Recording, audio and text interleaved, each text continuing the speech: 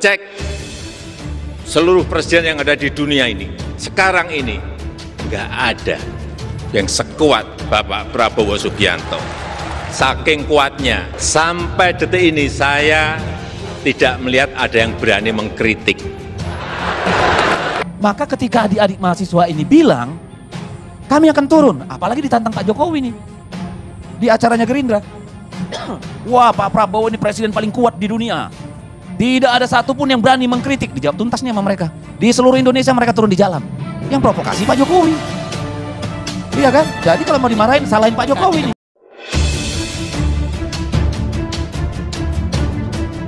Assalamualaikum warahmatullahi wabarakatuh. Halo pemirsa, selamat datang kembali di channel ini. Bagaimana kabar pemirsa sekalian? Saya doakan semoga sehat selalu dan salam akal sehat. Pemirsa, dalam acara Indonesia Lawyers Club semalam, Deddy Sitorus, salah satu politikus PDIP, menyampaikan beberapa poin-poin yang sangat berani. Yang pertama adalah tentang program efisiensi anggaran yang hanya omong kosong. Jadi kalau ditanya, apa sih kebijakan efisiensi ini sebenarnya? Gelap. Kan gitu lagi nih. Kemudian kita tanya, kemana 300 triliun itu hasil efisiensi? Penjelasan dari para jagoan-jagoan komunikasi itu, ya kan? Kalau di TV semangat, coba efisiensi perjalanan. Itu kalau dipotong 5% bisa bangun 90.000 sekolah, 30.000 sekolah. Bisa bangun sekian puskesmas.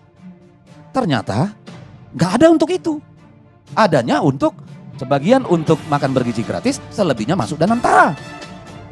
Jadi yang diomongin selama ini omong kosong oleh orang-orang komunikasi istana. Jadi kalau ditanya lagi, gimana dong? Berat, gelap. Jadi ini problem kita. Selanjutnya, Bang Deddy menilai bahwa aksi mahasiswa yang bertajuk Indonesia Gelap muncul karena pidato provokasi Jokowi di acara HUT Partai Gerindra beberapa waktu yang lalu. Maka ketika adik-adik mahasiswa ini bilang, kami akan turun, apalagi ditantang Pak Jokowi nih, di acaranya Gerindra. Wah, Pak Prabowo ini presiden paling kuat di dunia. Tidak ada satupun yang berani mengkritik. Dijawab tuntas nih sama mereka. Di seluruh Indonesia mereka turun di jalan. Yang provokasi Pak Jokowi. Iya kan? Jadi kalau mau dimarahin, salahin Pak Jokowi nih. Ini, Kang Deddy. Lah, ya kan logis soalnya. Logis kan? Karena ya itu problem, Bang. Jadi kita kalau memang kita sayang sama Presiden Prabowo pada pemerintahan ini, bahwa kita berharap memberikan mereka mandat untuk membawa kita pada masa depan yang lebih baik, telan dong pil pahit ini. Punyalah itu, digest itu, cerna, lalu perbaiki. Kemudian Bung Deddy menegaskan poin-poin yang disampaikan oleh mahasiswa isinya daging semua. Karena dari 13 tuntutan yang disampaikan oleh anak-anak mahasiswa ini, semuanya daging, Bang. Daging semua ini barang. Saya bacakan. 1, ciptakan pendidikan gratis, ilmiah dan demokratis. Menteri Keuangan membantah ada pemotongan. Ya, untuk yang existing mungkin nggak dipotong. Ya. Tapi berapa yang nambah untuk 2025? KIP kuliah dan PIP nggak dikasih tahu. Kan nggak dikasih tahu. 2024 aja udah dipotong, Bang, penerima manfaat itu. Tapi nggak dijelasin. Soal Tukin tadi Ibu Leli. Kemarin adik-adik ini demo banyak bisikin, tolong perjuangan kami juga. Tukin dosen nggak ada keluar. No. Tapi kita bilang tidak ada pemotongan di sektor pendidikan. Ya, dibilang tidak ada pemotongan sektor pendidikan. Data kita dari Banggar ada dong. Tapi 5 tahun dipotong. yang lalu, Pak Prabowo baru 100 hari. Bukan, kan saya mau bilang yang dibantah Ibu Sri Mulyani juga bilang tidak ada pemotong anggaran. Ada. Jadi kan komunikasi kita ini kan tadi problem juga gitu loh. Ya, lalu apalagi nih, banyak persoalan. Cabut proyek strategis nasional bermasalah. Itu daging, Bang. Dalam banyak kasus, Rempang, ya, PIK, di tempat saya KIPI sana, di banyak tempat lain, meminggirkan rakyat, Bang, memiskinkan rakyat. Salah nggak sih mereka minta PSN itu dievaluasi? Menurut saya harus. Dan Pak Presiden sudah bilang saya akan evaluasi. Selanjutnya dalam kesempatan ini, Bang Deddy Sitorus juga menjawab terkait tuduhan keterlibatan PDIP dalam kasus pagar laut. Cuma yang terjadi kan kemarin dalam kasus pagar laut. Begitu dicabut angkatan laut, hilang cerita itu. Malah yang keluar cerita, kader PDIP ikut magar laut. Sekarang itu ada proses hukum kok, sudah ada tersangka.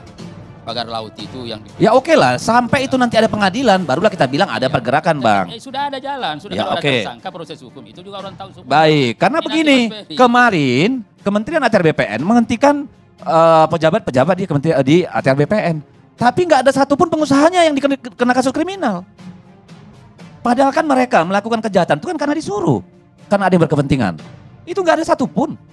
Sertifikat sudah ada dicabut. Kebetulan menterinya kan Kan ya kawan saya Nusron, saya sudah bilang loh, Oh, ya, kenapa sebenarnya Mas Dedi juga. kenapa yang menyuap mereka untuk melakukan kejahatan tidak ada yang diproses hukum, kan gitu nih.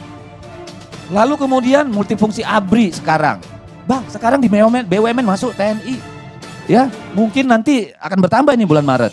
Di kedirjenan yang tidak sesuai dengan undang-undang TNI juga masuk.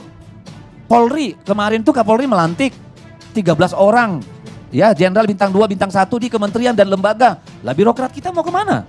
Emang kita mau balik ke zaman Orde Baru nih? Itu kan tuntutan anak-anak mahasiswa ini. Karena mereka peduli pada hidupnya nanti di masa depan.